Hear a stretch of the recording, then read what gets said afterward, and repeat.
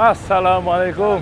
Apa kabar? Gimana sehat, Pak? Alhamdulillah. Gubernur Jakarta periode 2017 hingga 2022, Anies Baswedan sampai datang ke podcast Kasih Solusi. Benarkah Kasih Solusi sudah berubah jadi membahas politik di tahun panas ini? Kita kasih solusi. Pak Anies Baswedan. Mas Dery. Widih, 2016 kita ketemu ya, Pak ya? Ketemu Iya. lagi sekarang. Dulu masih SMA. Waktu zamannya Bapak Mendikbud, saya pakai baju seragam SMA. Betul. Di tanggal hari pendidikan ya waktu itu, Pak ya? Saya lupa itu Iya, hari waktu- apa. Tapi yang saya ingat adalah saya ini masuk studio ngobrol, kemudian semuanya pada pakai baju SMA. Saya sama partner saya. Bapak masih pakai pin di sini? Itu dia. Saya baru Iya. sadar tadi. Rupanya waktu itu masih di Kemdikbud saya. Masih. Terus nanti sekarang mau di mana, Pak? Inilah saya ini non job. Seorang Bapak Anies Baswedan jobless nggak mungkin kayaknya nih. Mungkin daftar kartu prakerja ya. Iya, betul. Tapi kalau kita lihat dari program-programnya Pak Anies ya, Pak, ya, ini menarik gitu ya. Apalagi audiens kita ini kan banyak pengusaha, UMKM, desain, agensi, macam-macam lah. Jakarta adalah isinya UMKM. Ya. Kalau bicara tentang proporsi pelaku, Oke. maka bisa kita bilang 98% adalah ekonomi mikro. Jakarta. Kecil. Iya, Jakarta. Bukan di Mikro kota-kota kecil. second city gitu ya. Enggak, ya Jakarta itu kelihatan yang gede, tapi angkanya secara jumlah. Tapi secara penguasaan sumber ekonomi, nah yang 2% lebih gede. Oke. 2% meraksasa mereka. Ya. Tapi kalau dari sisi jumlah pelaku, karena itu kita harus memberikan kesempatan. Prinsip yang saya sampaikan kepada semua adalah kita tidak boleh memusuhi yang besar. Oke. Kita membesarkan yang kecil tanpa mengecilkan yang besar. Oke. Wah, keren. Jadi yang besar biar tambah besar, tapi yang kecil harus tumbuh. Oh, bukan mindsetnya. Kita ini kadang-kadang musuhin yang besar supaya yang kecil tumbuh, bukan, yang besar tumbuh besar. Tapi jangan yang kecil dibiarin kecil. Karena mindsetnya gini, Pak kan. Oh, yang kaya makin kaya, yang miskin makin miskin gitu. Ya itu lagunya Rhoma Irama dulu ya. Iya. Jadi kita harus adil. Adil saja. Bahwa yang kecil itu kenapa kecil? Sebagian bukan karena mereka tidak mau kerja keras. Sebagian karena aturan yang ada tidak membuat mereka bisa tumbuh. Oke. Aturan yang ada menghambat kesempatan mereka. Oke. Dan kadang-kadang itu adalah hal yang sifatnya konsekuensi tak disadari, bukan konsekuensi yang disengaja. Nah, yang memimpin harus memperhitungkan konsekuensi yang disadari dan konsekuensi yang tidak disadari. Harus. Oke, contohnya? Gini, waktu saya mulai bertugas, waktu itu ada kebijakan melarang motor masuk Jalan Sudirman dan Jalan Tamrin. Ingat ya? Iya, ingat. Siapa pernah hilang? Iya. Kenapa itu? Huh? Ya, untuk alasannya macam-macam lah. Oke. Oke, tapi saya ngomong implikasinya aja. Oke. Apa implikasinya ketika motor tidak boleh masuk ke dua jalan itu? Waduh. Maka produk mikro UMKM nggak bisa diantar ke dua tempat itu pakai motor. Oh iya. Oke. Ini contoh ilustrasi nyata nih sebagai konsekuensi yang tidak diduga, tidak dipikirkan. Oke. Yang kecil nggak bisa gede, yang besar tambah gede. Sekarang bayangkan dalam satu hari di Jalan Jenderal Sudirman ada pengantaran waktu itu, apalagi sekarang waktu itu 500.000 pengantaran per hari. Oh, data dan trafficnya tuh ya? Iya, data dari mana ya? Karena kita ada data dari perusahaan-perusahaan yang memberikan jasa delivery. Iya. Mereka tuh pengantaran dengan motor itu 500.000 kali per hari. Bayangkan dalam satu bulan 1,5 juta pengantaran. Apa yang diantar? Makan siang, snack, kue, makan malam, pesanan-pesanan segala macam tuh yang pada kerja di sekitar situ. Kemudian pesan alat tulis, pesan macam-macam tuh. Coba bayangkan ketika sebuah kebijakan tidak memikirkan siapa dapat apa, berapa besar, di mana, kapan. Selesai. Nah, ini yang harus kita pikirkan. Jadi ketika kita mengatakan UMKM itu harus dipikirkan, maka bukan cuma soal UMKM-nya saja, tapi kebijakan-kebijakan lain yang punya implikasi kepada UMKM.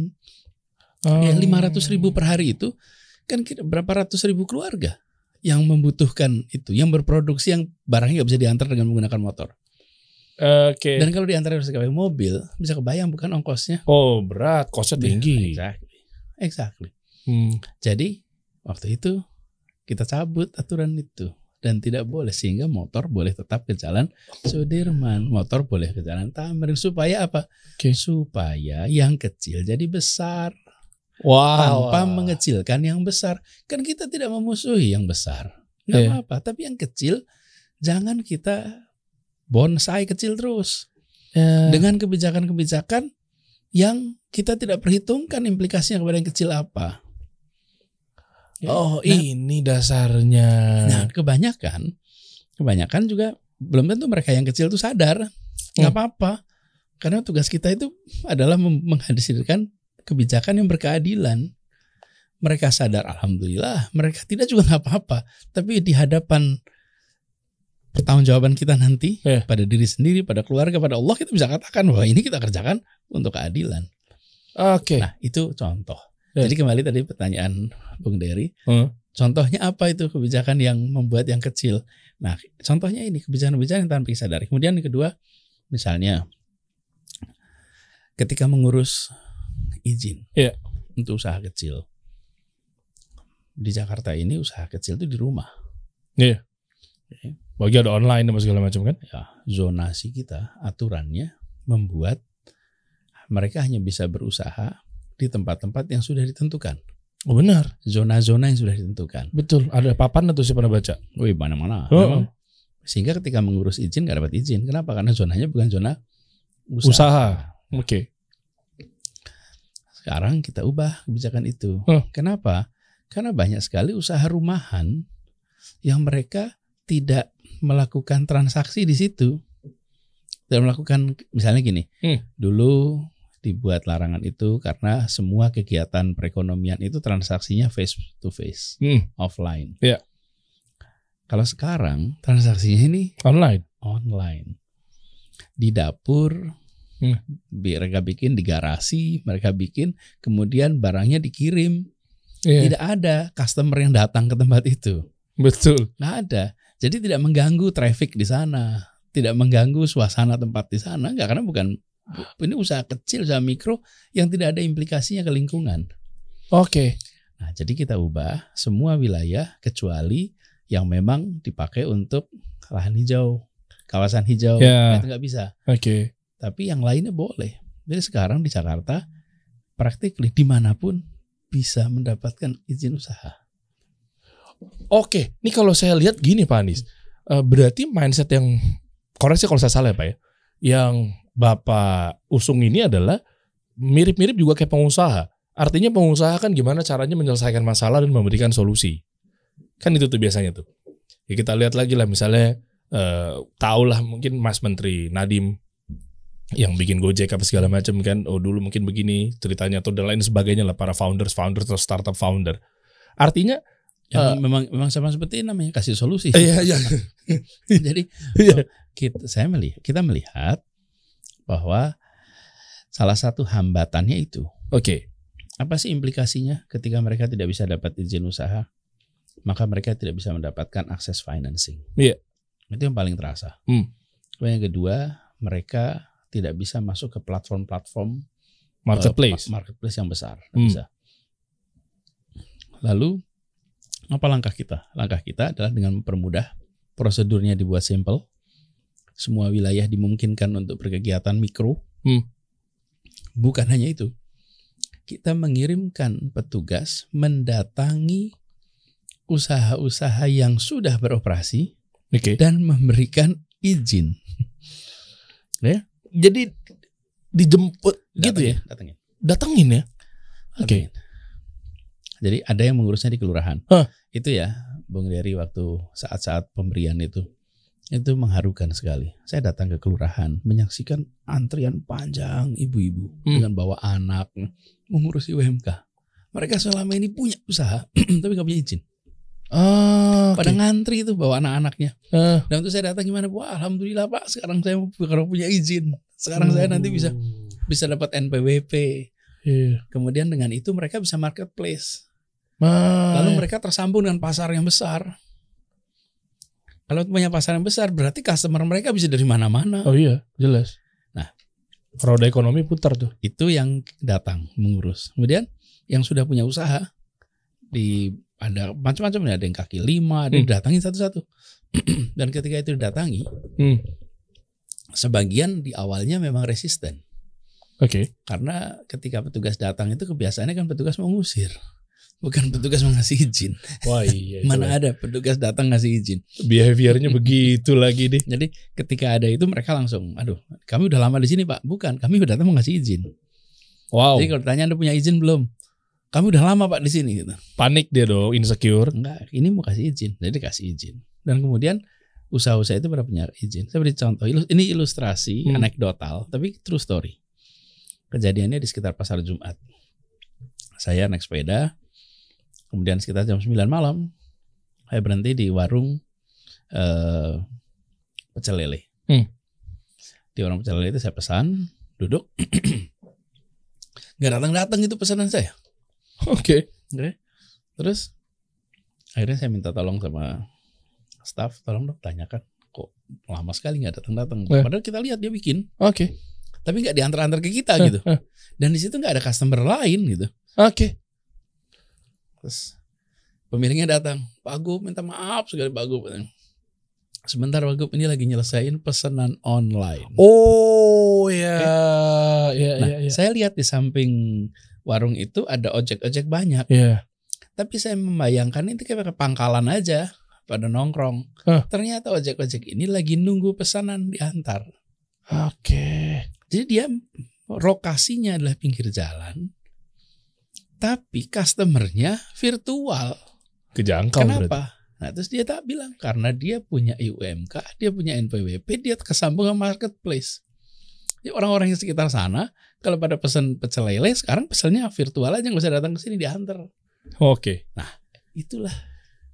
Ini nggak kebayang sih kalau memang ternyata peraturannya nggak dibikin sedemikian rupa sehingga mereka juga nggak berkembang. Ketika kita bicara membesarkan yang kecil, maka kita harus lihat pada diri kita sendiri.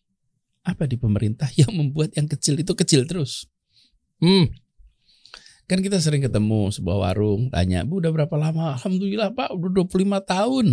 Di mana? Di sini Pak, 25 tahun. Lah, artinya stagnan sih kan? Kita lihat kan, wih luar biasa Ibu, konsisten 25 tahun. Bukan, 25 tahun ini artinya stagnan di situ. Oke. Kan kalau 25 tahun dia udah punya tempat baru, udah punya pembesaran, berarti tumbuh. Nah, kalau 25 tahun di tempat yang sama, kita harus bilang pada diri kita sendiri, apa yang salah dari kami di pemerintah? Sehingga usaha dia 20 tahun cuma segini. Tanya Bu, kenapa ada pengakses permodalan? Tidak. Sewanya gimana? Bantuannya apa yang bisa dikerjakan? Sehingga dia bisa tumbuh. Semua entrepreneur itu nature-nya mau tumbuh. Tumbuh ekspansi. Pastilah. Kehebatan entrepreneur itu kan ini, kemampuan dia melihat kesempatan, dan kemampuan dia menerjemahkan kesempatan itu menjadi kenyataan-kenyataan baru, perubahan, perbaikan, itulah entrepreneur. Makanya tidak ada entrepreneur yang pesimistik, pasti entrepreneur itu optimistik. Nggak ada entrepreneur pesimistik, itu optimistik.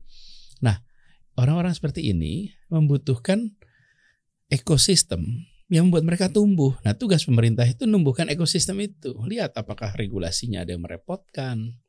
Lihat apa regulasi lah nomor satu. Sesudah itu biarkan mereka tumbuh dengan pasar. Nah, artinya kalau regulasi memang dibuat sedemikian rupa tapi untuk menangkal para oknum-oknum, itu gimana tuh Pak? Misalnya memang dibuat ribet, tapi sementara ini untuk mempermudah buat dia juga nantinya. Kan kalau kita loss begitu aja kan malah bahaya nggak sih Pak? Ada fungsi kendali. Fungsi monitoring, tapi jangan sampai lihat aja apa kebijakannya, kan kita nggak bisa ngomong membuat kesimpulan yang keseluruhan untuk kasus-kasus ya. Tapi prinsipnya adalah bagaimana kita membuat regulasi yang memudahkan untuk tumbuh. berkembang di era yang baru ini. Ekosistem sekarang ini ya. Kemarin dengan kita membuat kemudahan UMK itu, maka UMK itu bisa tumbuh kalau tidak salah sebelum saya lihat datanya sebentar. Coba kita lihat datanya Pak ya. Pertumbuhan UMKM lah istilahnya di Indonesia dari tahun 2018 Pak. Ini di Jakarta ini. Jakarta ya. Oh sorry Jakarta, oke. Dari 28.000 menjadi 261.000. Itu sama-sama periodenya kira-kira 2 tahun, 2018-2019. Terus setelah kita lakukan deregulasi, relaksasi dan jemput bola, maka naik dalam periode yang sama itu periode yang 2 tahun ya, sama 261.000. Wow, 261.000 kenaikannya 4 juta tuh. 750%. Artinya sebelum kita bahas lebih lanjut, saya lihat ya di sini kan tadi kan Pak Anies nyebut jemput bola dalam tanda kutip. Ibu yang di tengah ini kan memegang satu semacam mungkin goodie bag atau mungkin tulisan ya. Urus izin sendiri itu mudah. Artinya ini kenapa tumbuh itu salah satunya mereka nggak kedata, mereka sulit dijemput dari Pemprov untuk ngurus izin. Dan kemudian para lurah lewat RW RT itu mengabari warganya datang ke kantor kelurahan. Bawa aja di situ apapun yang dimiliki, ada dokumen-dokumen dia harus dibawa, dapat izinnya langsung cepat. Loh sebelumnya gimana Pak emang? Ya panjang persyaratannya itu yang saya sering sebutkan. Persyaratannya itu asumsinya kita mau usaha besar, usaha menengah. Dengan cara seperti ini maka mereka bisa. Terus yang kedua soal zonasi. Selama itu zonasinya bukan zonasi usaha, nggak bisa dapat izin usaha. Nggak bisa ya. Nah itu barangkali kebijakan itu tepat untuk masanya. Ketika memang customer itu datang. Ketika sekarang customer itu komunikasinya virtual, deliverynya juga menggunakan jasa delivery, maka itu menjadi sesuatu yang harus diubah. Jadi intinya hadir memberikan solusi atas masalah apapun yang menghambat kecil tumbuh. Itu beres kan? Spesifik satu-satu. Itu beres sudah. Nah, lalu kenyataannya nih di lapangan juga bahwa kompetisi di mereka itu ketat. Ini harus dipikirkan ke depan. Ketatnya gimana Pak?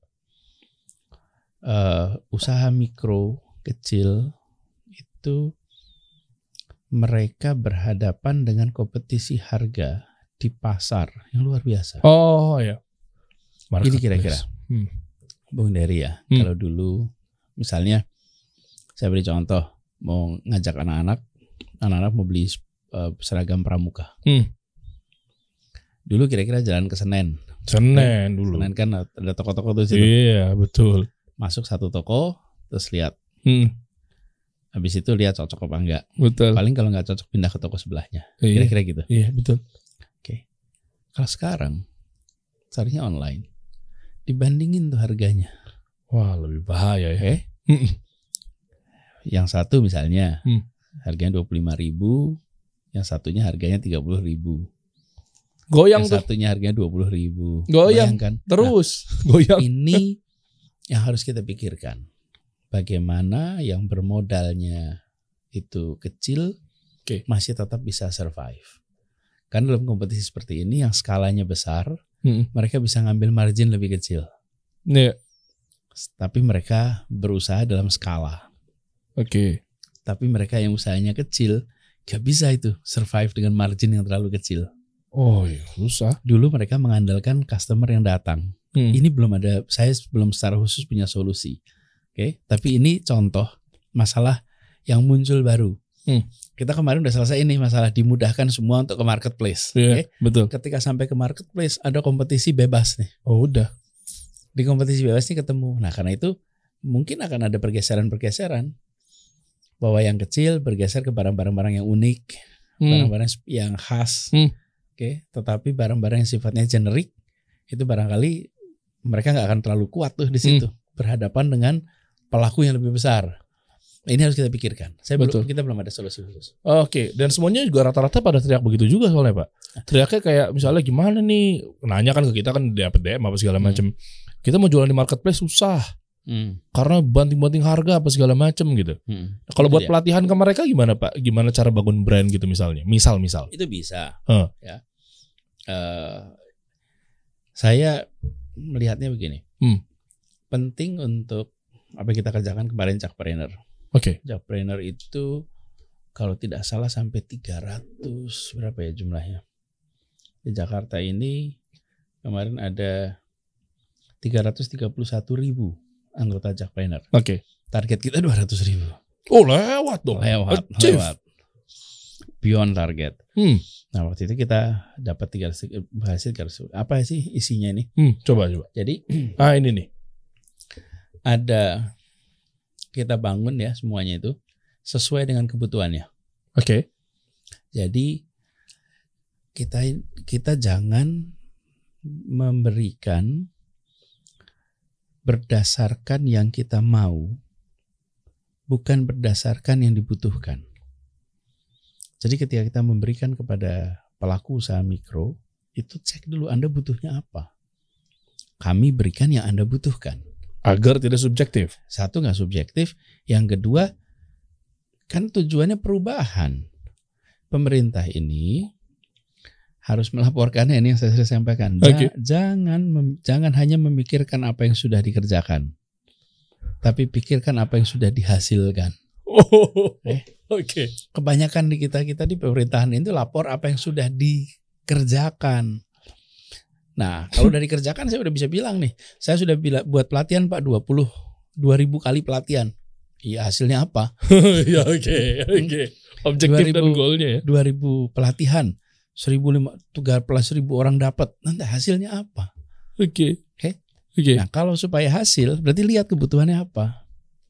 Dari situlah kemudian kita berikan. Nah, jadi ini contoh bahwa yang ada anggotanya 331.000 itu, ada yang perlunya pelatihan, terus ada yang perlunya pendampingan, dikasih pembinaan nih. 200.000. Oh beda-beda ya kebutuhannya ya. Kemudian ada yang perlunya izin, fasilitasi izin. Ada yang fasilitasi untuk promosi. Ada yang kebutuhannya adalah pembuatan laporan keuangan. Ada yang kebutuhannya untuk bantuan modal. Nah itu semua didampingi sesuai kebutuhan masing-masing. Pak jujur loh Pak, Jakpreneur yang saya tahu cuma satu program. Iya udah, semua juga misalnya pelatihan selesai. Ternyata benar-benar sampai sedalam dilihat kebutuhannya mereka ini apa ya? Sampai ada laporan keuangan. Wow, ini bukan seremonial, ini substansial. Jadi, ini makanya bukan cuman apa yang kira-kira bukan apa yang udah kerjain, tapi apa yang sudah dihasilkan. Nah. Dengan cara begini, maka itu misalnya ada 37.000 yang merasa kami ini butuhnya pada laporan keuangan. Supaya laporan keuangan ini baik. Nah, kemudian kita ada pendampingnya yang kemudian melakukan pendampingan, yang memberikan bantuan secara ilmu dan lain-lain. Itu yang kita kerjakan. Dan ada 120 kolaborator yang terlibat. Jadi ini adalah orang usaha yang peduli dengan tumbuhnya ekonomi mikro dan kecil di Jakarta. Dan mereka berbagi. Jadi dengan cara seperti itu, maka kita membuat mereka-mereka yang sedang membangun usaha mikro kecil ketemu dengan mentor yang memang berada di pasar juga. Langsung dia praktisi. Bukan kami di pemerintahan. ASN kan ya nggak tahu juga soal ini. ASN itu taunya melaksanakan ketentuan, melaksanakan rencana pemerintah. Tapi kalau bicara tentang marketplace, ya yang tahu pelaku pasar juga dong. Karena itulah mentornya, partnernya dunia usaha juga. Ini semua nih contoh-contoh yang jadi partner semua. Ini brand-brandnya nih ya? Ya, sebagian. Coba sebentar saya cek dulu. Ada brand kopi kesukaan Pak Anies nggak ya? Coba nih, di sini saya suka surprise Pak. Nih, saya tahu kopi kesukaan Pak Anies seperti apa. Coba kita lihat, coba buka ya. Ada kan kopi ya? Coba. Nih. Mana?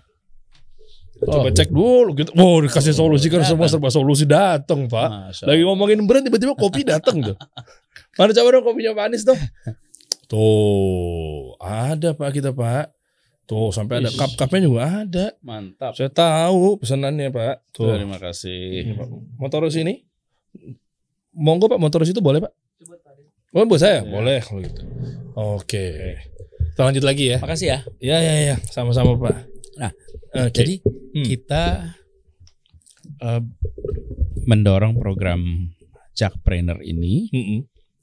agar dia dirasakan sebagai sesuatu yang menumbuhkan, membuat mereka bisa bekerja lebih baik, Oke. supaya cerita tadi itu yang saya omongkan, ada usaha udah 25 tahun sama terus, itu nggak terjadi lagi. Jangan-jangan Jadi biar dia biar jangan Iya. stagnan. Ja- Nah, cuman kan kita kecenderungannya romantis. Romantis betul ya gitu. Apa? Anda 20 tahun Itu. konsisten, luar biasa, sabar, tekun. Iya, itu nilai-nilai yang bagus. Tapi nilai stagnansinya jangan ada. Iya. Usaha itu harus tumbuh, berkembang, bukan hanya survive. No, Oke. itu harus lebih besar daripada survive. Iya. Harus growth, harus besar. Oke. Nah, biarkan nanti gantian, jadi gede, muncul lagi yang lain gitu lah kira-kira. Dan kalau dilihat berarti tergantung mindset dari pada saat itu yang menjabat ya Pak. Artinya kan tadi kan saya lihat Pak Anies bilang bahwa oh iya udah 25 tahun ya bertahan ya. Artinya kan mindsetnya juga harus dibenerin dong Pak. Iya. Iya kan? Kan tergantung pemikiran si pada saat yang menjabat, si pemangku keputusan Iya, atau segala itu macam. tentu akan mewarnai. Iya. Kan kita bayangkan kalau kita memimpin, maka cara kita memimpin itu harus disesuaikan dengan organisasinya, Iya. kemudian skala organisasinya, skop urusannya. Jadi kasih prinsip-prinsipnya. Oke. Prinsipnya misalnya tadi saya katakan bahwa dalam semua kebijakan perhatikan ya semua aspek. Siapa dapat apa, berapa besar, kapan, di mana, ya. Oke. Dalam sebuah kebijakan. Wah, ini menarik nih. Nah, jadi semuanya oke, Anda jawab gitu. Nah, saya berikan prinsip harus menghadirkan keadilan sosial. Oke, jadi ketika dia mereview siapa dapat apa, berapa besar, kapan, di mana, dalam sebuah kebijakan, dia lihat ini menghasilkan keadilan apa tidak ya? Oke. Kalau tidak, berarti harus ada penyesuaian tuh aturannya. Evaluasi. Tadi kita contoh tuh soal jalan yang tadi dilarang. Kalau dilarang terus siapa yang dapat ya? Siapa yang dirugikan ya? Siapa yang diuntungkan ya? Harus diperhatikan dong. Berapa besar ya? Oke. Jadi itu contoh-contoh. Kenapa? Karena tidak mungkin dalam sebuah organisasi yang besar pimpinannya melakukan micromanagement untuk semua urusan. Oke. Begitu dia memulai micromanagement, maka pasti dia hanya melakukan untuk urusan yang dia tertarik atau yang dia merasa itu prioritas. Biasanya gitu. Sisanya dia nggak akan lakukan. Kalau pendekatannya micromanagement, karena tidak mungkin. Iya. Saya beri contoh, ketika saya memimpin Jakarta, berapa sih orang dalam organisasi kami? Plus minus 180.000 orang. 60-an ribu adalah ASN. Oke. 120-an ribu adalah non ASN. Oke. Bayangkan kalau saya melakukan micromanagement. Coba contoh kasusnya adalah Misalnya begini, saya mau atur soal kebijakan UMKM, maka saya akan bicara mengatur harus kebijakannya, detailnya, aturannya ini, lihat formnya semuanya. oh enggak sih. Nggak mungkin. Nggak mungkin itu, Pak. Oke. Yang terjadi adalah saya tidak punya waktu Waktu habis. untuk seluruh urusan. Akhirnya karena mindsetnya micromanagement, saya ambil beberapa urusan saja. Oke. Akhirnya urusan lainnya keteteran. Iya. Yang urusan lain udah biarin aja. Nggak bisa. Sementara negara itu hadir untuk semua urusan. Betul. Bukan cuma urusan yang diminati oleh pimpinannya. Oke. Nah, tugas pimpinan apa? Iya. Yang kami kerjakan adalah micro questions. Wow. Oke. Tanya, kenapa Hah? kenapa UMKM tidak tumbuh? Bagaimana Anda bisa membuat UMKM di Jakarta tumbuh? Bagaimana membuat UMKM di Jakarta menjadi besar? Oke. Jawab Anda, karena itulah Anda jadi pimpinan. Ada kepala dinas, kepala Iya. bidang, kepala seksi. jadi kepala badan. Ya karena Anda pimpinan. Saya yang bertanggung jawab dapat mandat dari rakyat Jakarta, memberikan pertanyaan ini Anda harus jawab. Oke. Dalam 3 bulan harus berubah. Dalam 6 bulan harus berubah. Lalu dia datang dengan micromanagement. Pak, yang harus dikerjakan ini 1, 2, 3, 4, 5. Oke. Nilainya yang Anda harus pegang adalah menghadirkan keadilan sosial. Semua kebijakan yang Anda buat harus menghadirkan keadilan sosial. Oke. Pikirkan itu. Itulah tugasnya manajemen. Oke. Ini kalau yang saya tangkap nih Pak Anies dan juga teman-teman nih.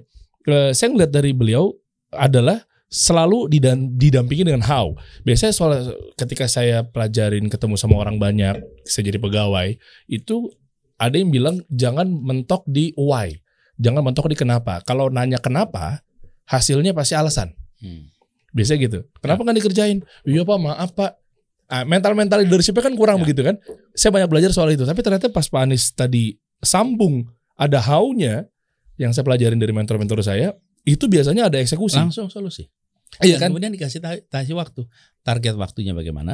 Target biayanya bagaimana? Iya. Putusin. Betul. Jadi organisasi ini bekerja dengan mereka berpikir mencari solusi. Kasih solusi. Iya. Cari solusi karena dia dapat pertanyaan dari atasannya untuk dikasih solusi. Iya. Betul. Bagaimana membuat UMKM tumbuh? Bagaimana membuat UMKM membesar? Bagaimana mereka tidak terkungkung? Itu terus. Nah, mereka cari solusinya.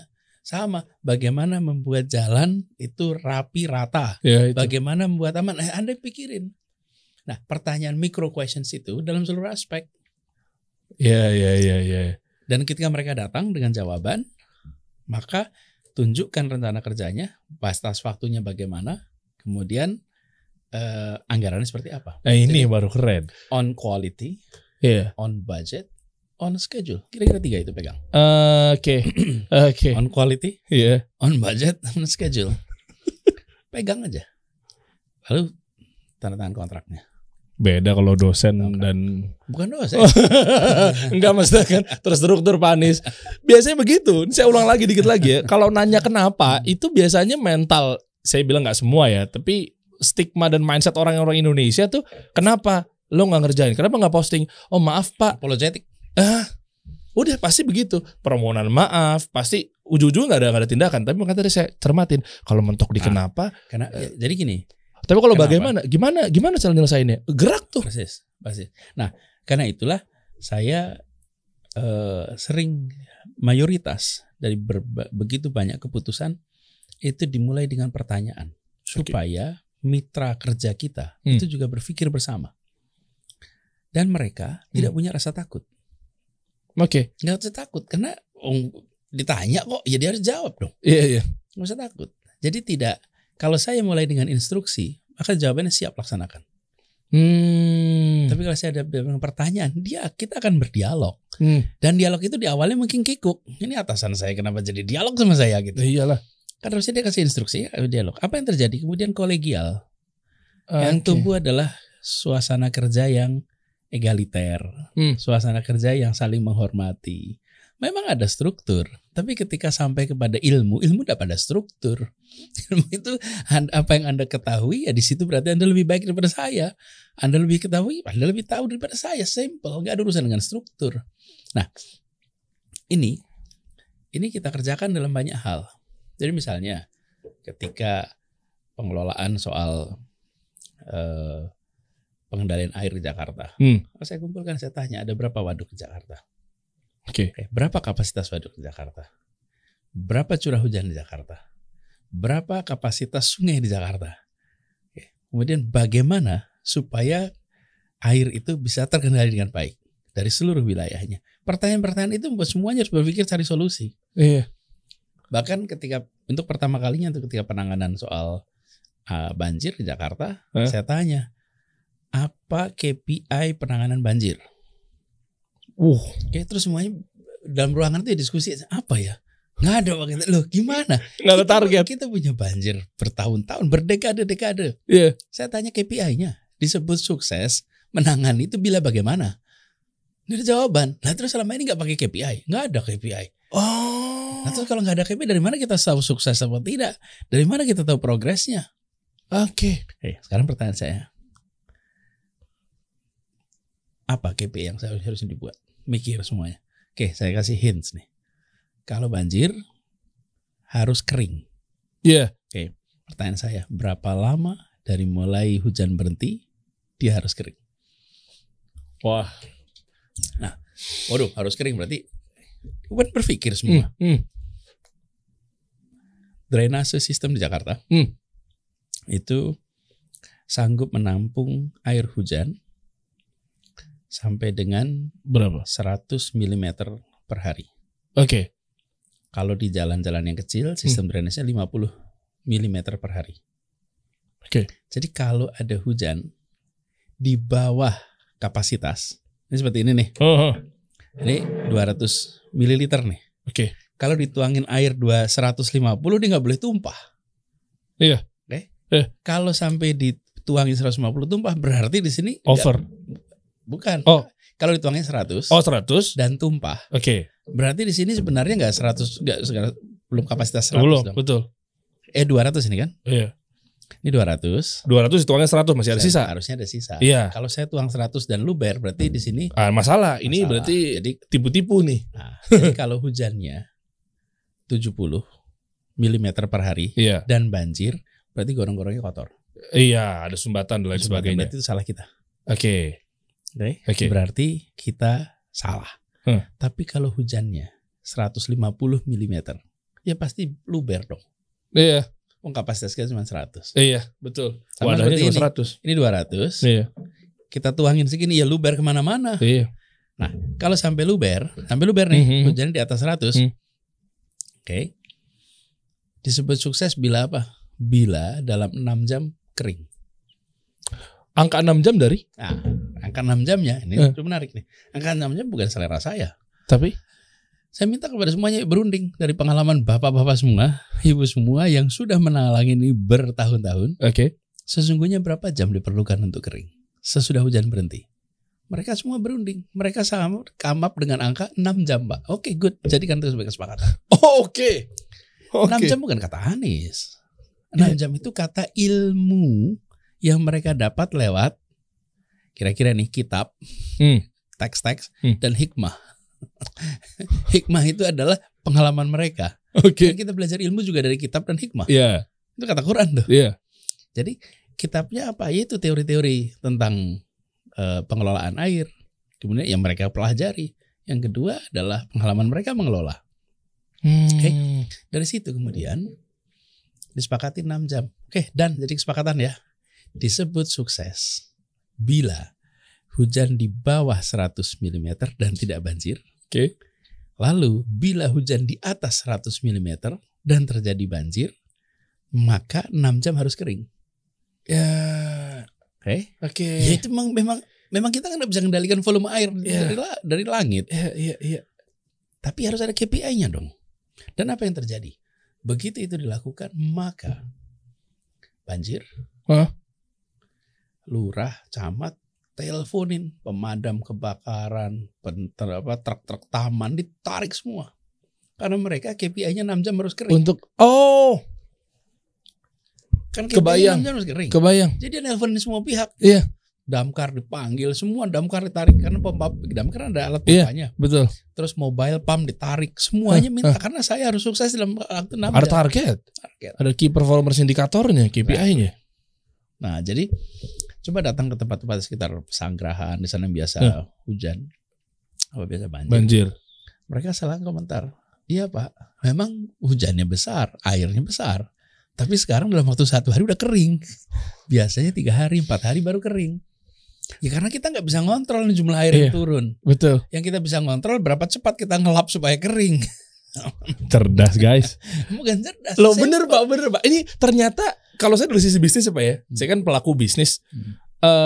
Mengenai KPI, mengenai strategi bisnis apa segala macam, saya ternyata nyambung yang ngelola negara, ngelola kota negara ternyata berdekatan erat dengan rumus pengusaha. Contoh gini, kayak tadi, itu kan rumus KPI itu kalau saya di bisnis itu rumusnya kalau saya singkat namanya private. Private itu kepanjangannya 3 kata, price, value, time. Kalau salah satu dipetik, KPI nggak terselesaikan. Contoh, price, value, time. Price-nya misalnya 99.000. Value-nya kulit putih berseri menghilangkan jerawat. time-nya 7 hari. Makanya brand-brand kosmetik kalau dia campaign marketingnya berdasarkan ilmu yang benar, itu gampang. Contoh, hanya dengan 99.000 kulit putih berseri hanya dalam waktu 7 hari. Pernah dengar ya Pak ya? Masa saya harus sebut merek Pond's?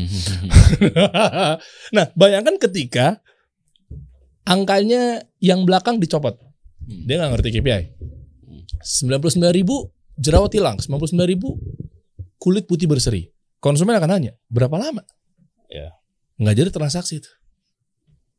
Atau 99.000 7 hari. Nggak mungkin nggak ada value-nya. Iya. Nah ternyata kalau tadi saya cermatin, Pak Anies menggunakan ilmu itu. Ya. Jangan Bapak juga pengusaha atau gimana? Saya dulu sekolahnya belajarnya ekonomi. Oke. Iya. Saya ini kalau ditanya by training saya ini adalah bidangnya ekonomi. Oke. Business management. Oh, pantas. Kemudian master saya adalah bidang, kira-kira tebak master bidangnya apa? Kalau apa PhD-nya? Master. Oh, masternya. Manajemen, bisnis, tata kota, planologi. Apa sih? Ya. Kejauhan ya saya. Adalah currency market. Serius Pak? Serius. Dan project saya, paper saya adalah tentang pasar mata uang, volatilitas mata uang, jadi moneter. Oke. Cocok nih bahas kripto kita. Ketika saya mengajar di kampus, materi yang saya ajarkan mata kuliahnya makroekonomi. Nah, anyway, jadi saya sekarang berada di wilayah pengambilan keputusan. Tapi kalau bicara tentang training dan pengalaman di bidangnya manajemen dan public policy, saya bilangnya manajemen, MPM, public policy. Tapi anyway, ini tuh hal dasar kok. Ini common sense. Gak perlu rocket science untuk itu. Lah kalau enggak kemarin udah bisa terselesaikan Pak. Nah, kalau memang ternyata hal dasar, tapi kan enggak. Kenapa? Karena kita tidak fokus pada pertanyaan. Oke. Ask the right questions, you will get the right solution. Tanya yang tepat sehingga muncul solusi. Nah itu yang coba dikerjakan. Dan pertanyaan itu akan terus bertambah. Jadi ketika tadi saya tanya KPI-nya apa penanganan ini? Muncul apa solusi? Misalnya gini, saya ke pintu-pintu air nih Jakarta, ketemu petugas-petugas di sana, hebat. Jadi mereka pintu-pintu air itu ada pompa airnya di sana. Misalnya kalau kita lihat di sekitar karet ya, di karet itu muaranya, ujungnya Kali Krukut. Kemudian Sungai Mampang itu bermuara di sana. Itu posisinya muaranya itu lebih rendah daripada Kanal Banjir Barat. Terus dipompa ke atas. Pompanya gede-gede itu. Kalau lihat pompanya diameternya hampir semeter tuh. Yang kelihatan dari pinggir jalan itu kan? Enggak kelihatan. Bukan. Dia tergantung. Yang kayak air apa sih namanya? Yang di terowongan Manggarai itu apa Pak? Oh bukan. Kalau itu pintu air. Pintu air ya beda. Kalau ini rumah pompa. Jadi bayangkan air dari sungai dipompa naik ke atas karena sungai yang selanjutnya lebih tinggi. Lah, kok bisa? Lah itu mah masalah Pak. Ya memang kenyataannya begitu. Lah terus? Jadi karena kan dibangun baru Kanal Banjir Barat. Itu tapi posisinya tinggi karena ada tanggulnya. Terus dipompa naik ke atas. Di Kamal Muara juga begitu. Pompanya itu selisih airnya mungkin hampir 3 meter antara air muara sama air yang harus dipompa. Pompa gede-gede. Itu ada yang 7 pompa, ada 9 pompa. Saya ketemu dengan petugas-petugasnya. Ngobrol mereka. Terus saya tanya, ini gimana ngoperasikannya? Terus mereka ceritakan. Cara mengoperasikannya Pak, yang ini kalau jalan 3 jam harus berhenti.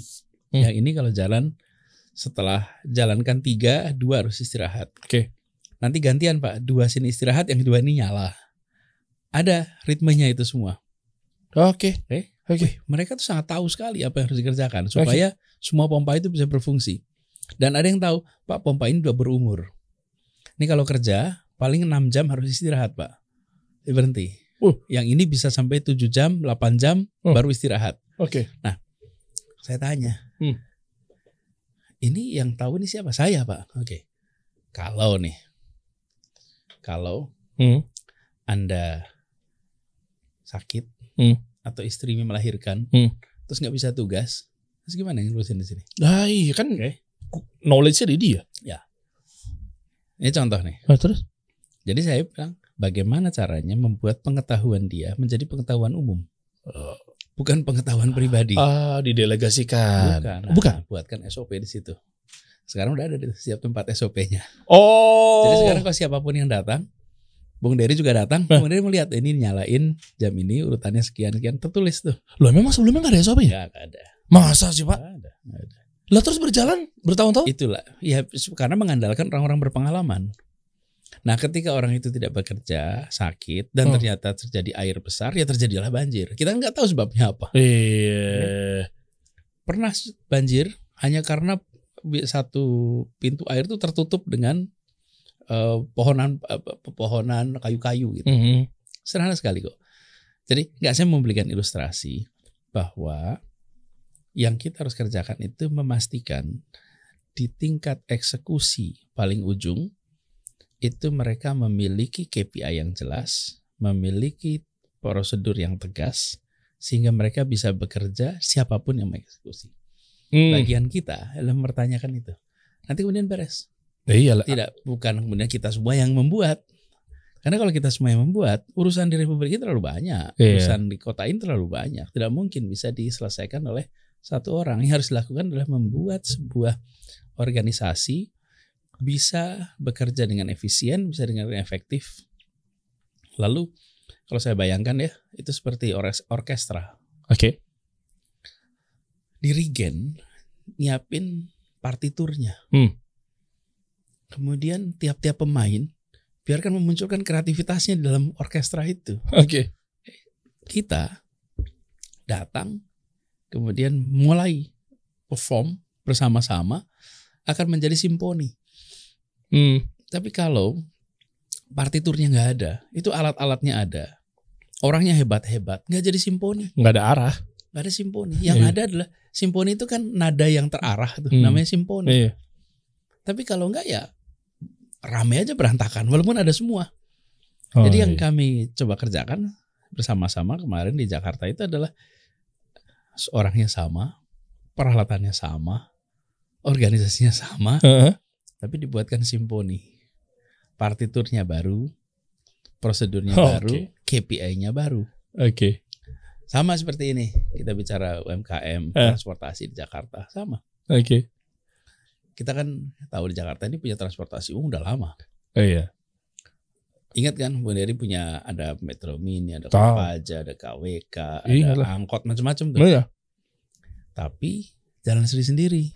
Iya, betul, memang. Jadi, kemudian jadi pertanyaan bagaimana mereka semua menjadi satu kesatuan, bagaimana mengintegrasikan.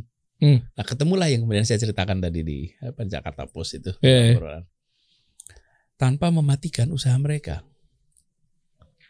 Kan paling gampang Pemprov DKI Jakarta membesarkan armada aja. Beli angkutan, beli kendaraan, kita kelola semuanya sendiri. Tapi kalau kita sendiri, mati itu usaha-usaha mikro kecil. Yang lain teriak dong. Persis. Iya kan? Makanya kita gak mau itu. Yang terjadi adalah mereka semua hidup sebagai ekosistem usaha.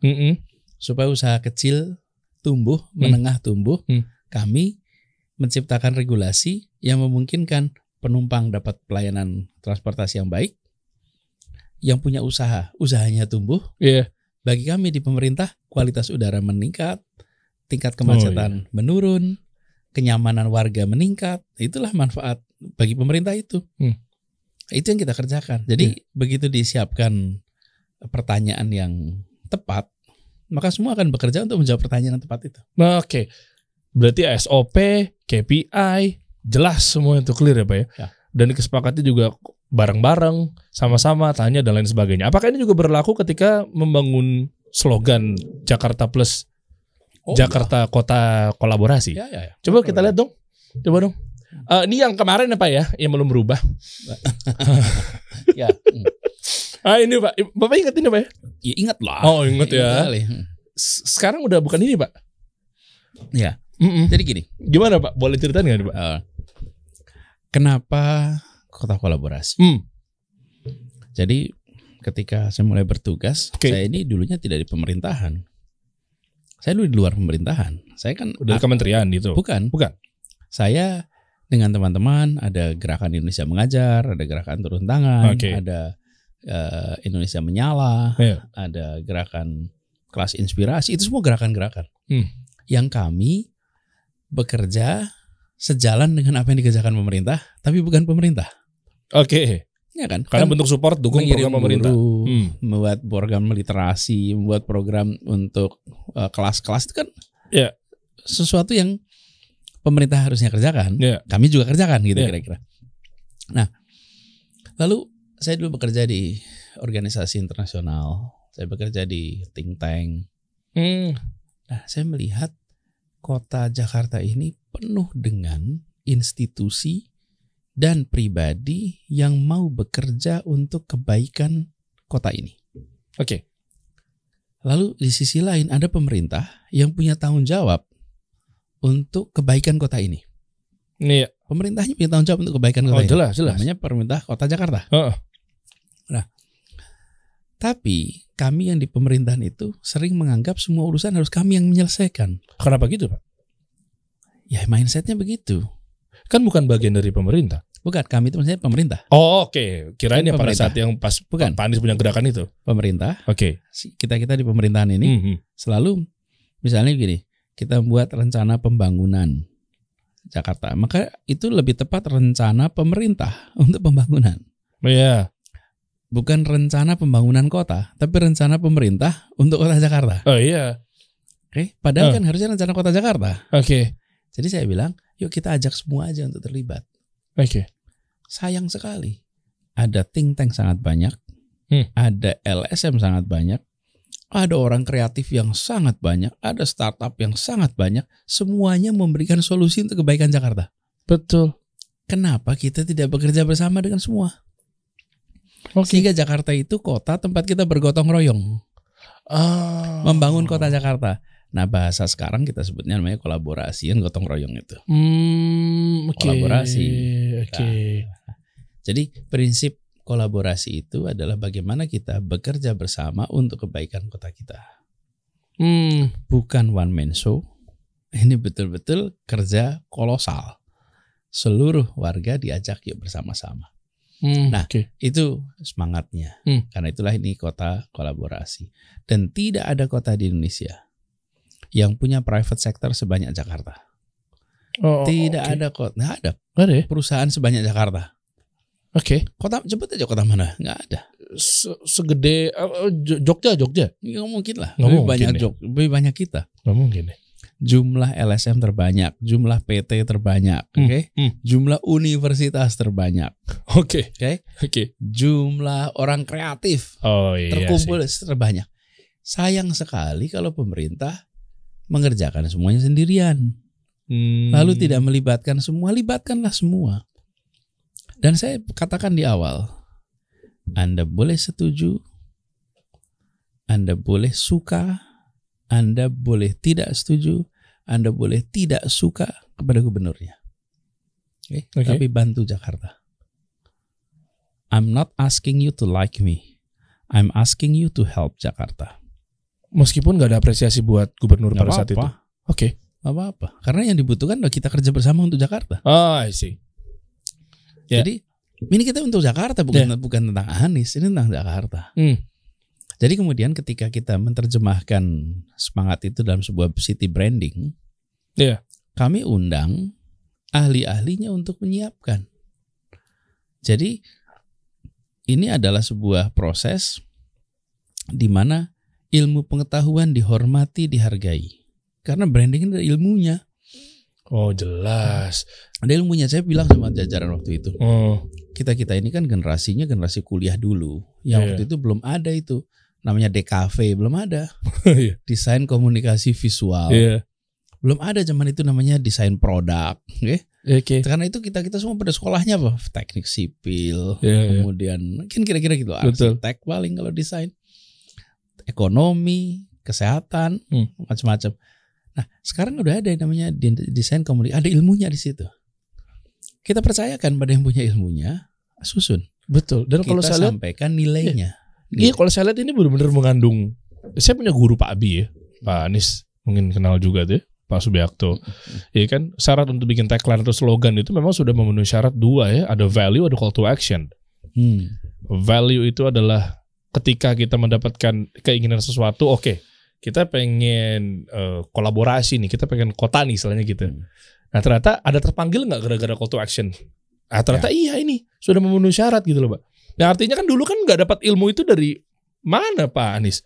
Ya. Makanya diserahin kepada anak-anak DKV misalnya, anak-anak branding misalnya. Persis. Desain produk. Ya. Jadi serahkan kepada mereka. Nanti mereka yang memutuskan, Oke. mereka yang merancang sebetulnya, mereka merancang, memberikan opsi-opsinya.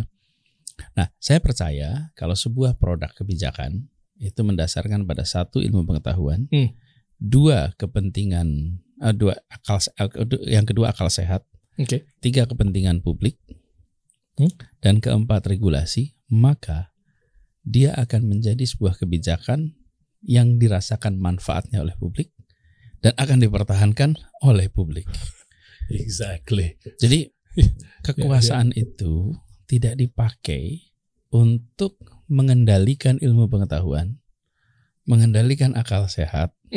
Karena kalau itu dipakai, maka kita memaksa sesuatu yang tidak bisa diterima oleh ilmu, sesuatu yang tidak diterima oleh akal sehat, dan belum tentu menguntungkan kepentingan publik. Tapi karena saya punya kewenangan, maka saya lakukan.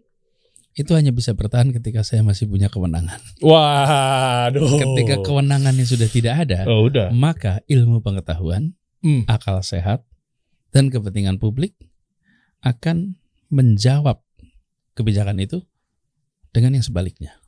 Nggak bisa. Karena itu kalau saya tanya kebijakan apa yang sustainable, kebijakan yang mendasarkan kepada ilmu pengetahuan, pada akal sehat, pada kepentingan publik, nah itu pasti sustainable. Oh, setuju lagi, ilmu, betul. Kalau tidak mengandalkan pada itu, ya memang ada selama kita masih punya tanda tangan. Kalau tanda tangan udah nggak ada, hilang. Hilang itu bukan apa-apa. Hilangnya karena publik merasa itu tidak mengandalkan kepada. Jadi ketika kemudian diubah, bila itu mengandalkan, maka yang reaksi akan publik. Oh jelas. Karena publik merasakan manfaatnya. Publik merasa ini sesuai dengan ilmu. Publik merasa ini sesuai dengan ya kepentingan umum gitu kira-kira. Iya benar. Iya kalau kita analoginya lah kan nggak apa-apa pasti selalu berdasarkan ilmu Pak, ilmiah. Ya kan misalnya contoh kita beragama Islam nih misalnya ada dalilnya apa enggak kan begitu tuh. Nah kalau memang tadi berjalan pakai ilmu landasan pengetahuan, itu kan pasti kan dampaknya otomatis. Nah, jadi ini bukan selera pemegang kewenangan. Pemegang kewenangan menggunakan kewenangannya untuk melindungi ilmu pengetahuan supaya dia beroperasi menghasilkan yang terbaik untuk publik. Gitu. Jadi kewenangan yang dimiliki itu melindungi ini supaya para ahli, para pakar bisa bekerja menghasilkan opsi-opsi yang baik untuk publik. Kewenangan itu dipakai melindungi ilmu, bukan kewenangan dipakai untuk mengunci ilmu pengetahuan. Bukan dipakai untuk mengalahkan ilmu pengetahuan. Bukan dipakai untuk menekan ilmu pengetahuan. Justru dipakai untuk memberikan ilmu pengetahuan ini tempat. Lah, ini kita ngobrol pakai ilmu semua ini karena ada mikrofon dan ilmunya. Ini barang produk ini produk hasil ilmu pengetahuan. Iya. Ini semua adalah produk ilmu pengetahuan. Jadi kita nggak boleh meremehkan yang disebut sebagai ilmu pengetahuan dan kepakaran. Jangan bilang teori, nggak ada teori, nggak ada mikrofon, nggak ada teori, nggak ada ini. Nah, pengambil kebijakan itu memanfaatkan ruang para ahli untuk mereka bisa menghasilkan ide, gagasan yang bermanfaat untuk publik, yang tidak merugikan publik. Betul. Yang lebih celakanya ketika ilmu ditekan, taunya yang menekannya itu tidak berdasarkan ilmu, malah lebih mundur ya Pak ya? Biasanya begitu. Makanya kalau sesuatu kebijakan itu harus dipertahankan pakai otot, biasanya dia tidak mengedepankan ilmu, tidak mengedepankan akal sehat, tidak mengedepankan kepentingan umum. Biasanya begitu. Karena itu harus pakai otot. Iya. Harus pakai kekuatan. Gitu. Yang mana tuh Pak? Ya banyak lah. Nah, jadi kembali ke ini. Ini kemudian diterjemahkan untuk berbagai urusan itu ya plusnya itu. Oke, iya ini di atas J huruf J 6 titik tuh. Tuh 2 3 4 5 6. Yang Oke. paling kiri atas itu Kepulauan Seribu. Oh, maknanya itu. Ya, kemudian ada ya mereka yang menjelaskan ini. Oke. Yang tengah yaitu Jakarta Pusat, Jakarta Utara, Barat, Timur, Selatan gitu. Nah, kolaborasi di apa namanya Kota Madia kali ya nyebutnya apa ya? Kota administrasi. Kota administrasi ya. Jadi Oke. kalau yang pusat itu nanti mungkin ada warnanya di tengah. Oke. Berarti itu di Jakarta Pusat. Oke. Kalau yang warnanya misalnya merah di utara berarti itu utara. Kalau warnanya oranye maka yang oranye hanya di bawah. Oh, kelihatan Jadi dari di situ. tiap kota itu akan warnanya beda-beda titiknya itu. Oke. Contoh. Tapi itu bukan saya, itu adalah Oh, tapi kan Bapak yang ngasih ya. SOP Tapi kebijakan. saya beri ilustrasi. Kita butuh brand yang yang kriterianya kita sebutin 1, 2, 3, 4 sih kita tetapkan. Tapi seperti apa jadinya, bentuknya ya biarkan ilmu dia nanti yang muncul. Jadi ini bukan saya tidak terlibat di dalam penentuan font, penentuan enggak sama sekali. Nggak ada. Terus penentuan ukuran tidak. peran Bapak kalau boleh tahu secara detailnya adalah Berikan arahan. Sesudah itu mereka come up dengan beberapa opsi. Habis itu kita diskusikan sama-sama. Oh, iya. Arahan itu ya. Iya. Nah, ketika itu jadi, udah final, nanti rakyat akan memanfaatkan. Oke. Dan kalau ternyata itu kemudian ada yang mau otak-atik ya biar rakyat juga yang menjawab. Dan ahli-ahli juga yang menjawab. Oh iya. Karena ini semua dibangun tidak ada asosiasi kepada siapapun. Yeah. Ini asosiasi dengan Kota Jakarta. This is about Jakarta. This is not about the governor. Pak Anies Baswedan. Makasih udah mampir Pak. Menderi. Terima kasih. Sama-sama Pak. Berarti kira-kira bakal berubah lagi nggak Pak nanti kesini atau? Tahu. Ini kan semuanya keputusan. Kalau produk Indonesia juga bisa digambarkan seperti itu juga Pak ilmunya. Ada pasti. Pasti bisa. Dan kita ini titiknya ada 33 dong Pak. 34. Nah, biarkan orang kreatif nanti menerjemahkan. Jangan kita bayangin berarti 34. Ini karena cuma 6 jadi bisa dibuat begini. Oke. Kalau 500 lebih kabupaten masa dibikin seperti ini? Pasti beda. Iya. Disitulah sebabnya kenapa biarkan mereka-mereka yang memiliki kepakaran memberikan kepada pengambil keputusan opsi-opsi yang sesuai dengan kebutuhan, yang sesuai dengan tujuan. Nah, pemegang kekuasaan, pemegang kewenangan nanti bisa milih dari opsi-opsi itu. Di situ letak leadershipnya. Tapi ruang untuk menghasilkan karya-karyanya itu biarkan diberikan. Serahin sama ahlinya Pak ya. Itu. Begini. Tidak kemudian kita biarkan serahkan sama ahli tanpa arah. Bukan. Oke. Ada arahnya. Itu dikatakan di awal. Misalnya nih, tidak menimbulkan kontroversi, tidak kemudian menyinggung kepercayaan, tidak menyinggung adat. Ada itu. Saya pikir di loss gitu aja Pak. Tidak. Bahaya itu dong. dikasih awal. Nah, itulah yang disebut sebagai arahan, direction namanya. Oke. Itu jadi pegangan ketika mereka menyusun. Jadi ketika mereka menyusun, muncul dengan jawaban udah sesuai dengan koridor-koridor yang ditetapkan. Dan ini ada di ilmu leadership ya? Iya. Jelas semua ya. Boleh dikit Pak di ujung leadership yang dimaksud? Gimana cara memimpin sebuah perusahaan, memimpin sebuah kota, memimpin sebuah negara? Itu kan apakah sama levelingnya atau berbeda di rumus leadership menurut Pak Anies Baswedan? Leadership ini makin operasional, maka SOP-nya makin jelas, job desk-nya makin jelas. Makin dia non operasional, makin tinggi jenjangnya, maka job description-nya itu makin abstrak. Karena yang menilai bukan job desk lagi, tapi yang dikelolanya menjadi lebih luas. Dan target, ukuran itu bisa berbeda. Jadi kalau kira-kira begini sebagai ilustrasi, kalau saya mimpin 10 orang, maka saya bisa mengasih kepada 10 orang itu tiap orang satu tugas masing-masing. Kalau saya memimpin 100 orang, maka saya buatkan SOP. Nah iya, udah banyak soalnya. Susah. Kalau saya mimpin 180.000 orang, Waduh. maka saya gunakan nilai. Oke. Karena di situ ada struktur. Nanti ada yang mimpin 100 orang, mimpin 1.000 orang, mimpin 200 orang. Ini nilai yang harus dicapai oleh organisasi ini. Ini ukuran-ukuran harus selesai. Itu mereka terjemahkan. Jadi pengalaman memimpin tingkat operasional, pengalaman memimpin tingkat menengah itu akan membekali untuk bisa memimpin di tingkat yang tinggi. Oh. Karena dia punya perspektifnya. Oke, kalau ujuk-ujuk langsung ke sini? Asal learning curve-nya tinggi, bisa. Bisa aja. Ya tentu gini, tidak ada sesuatu yang impossible ya. Oke.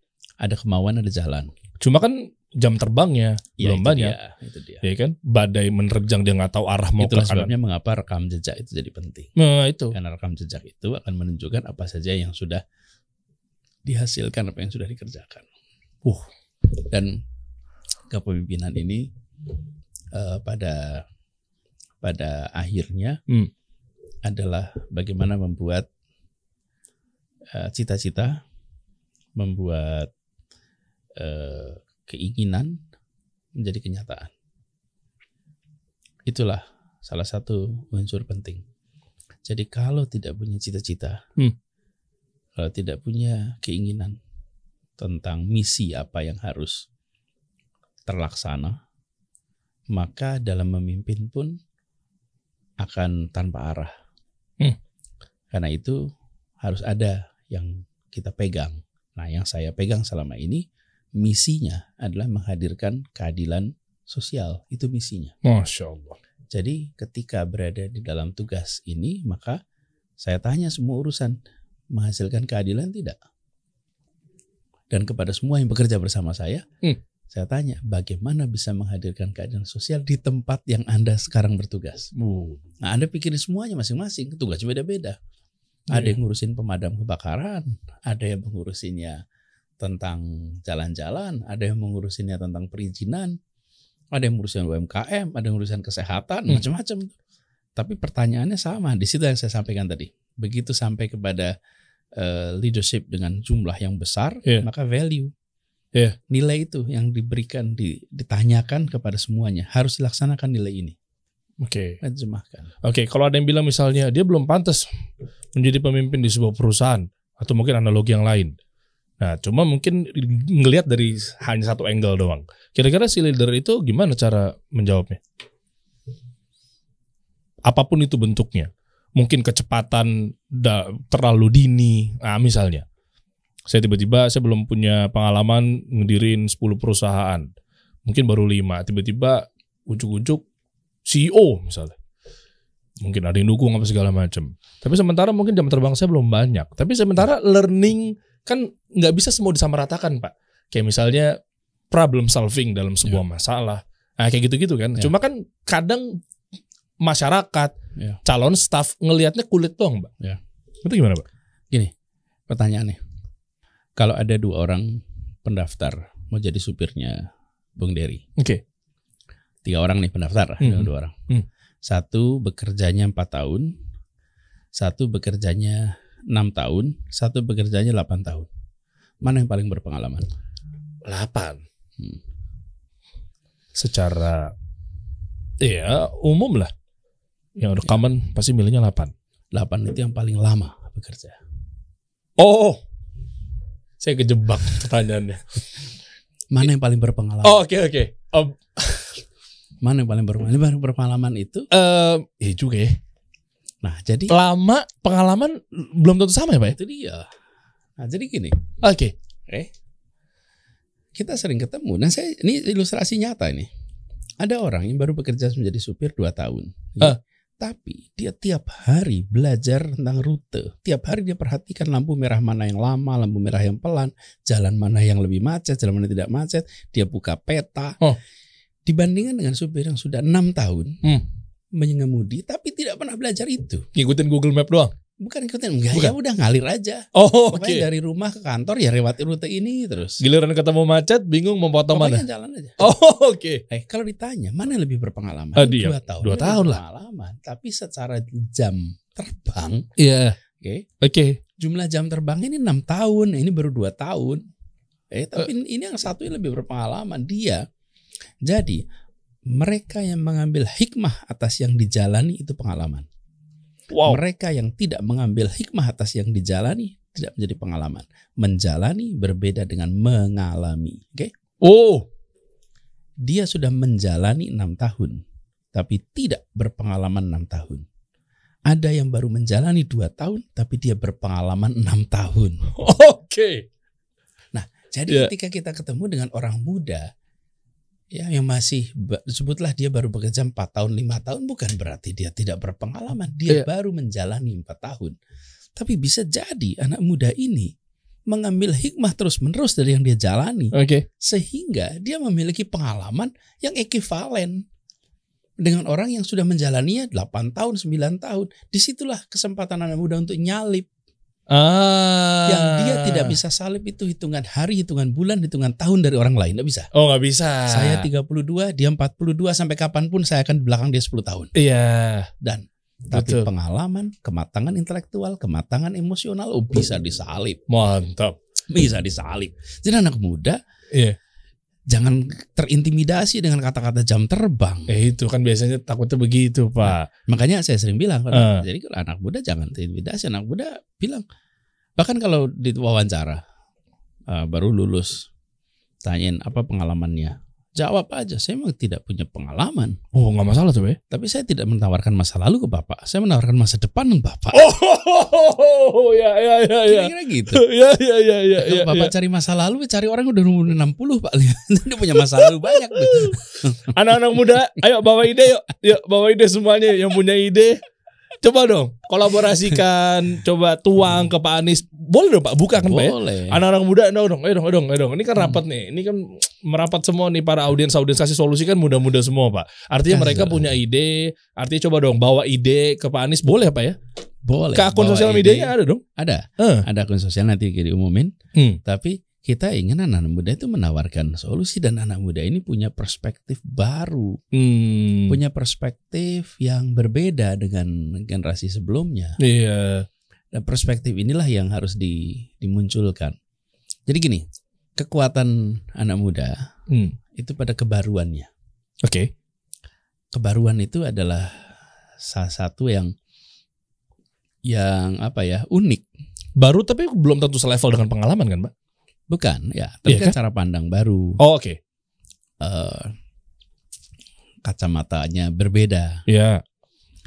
Kira-kira gini, anak muda itu bisa menanyakan yang tidak ditanyakan.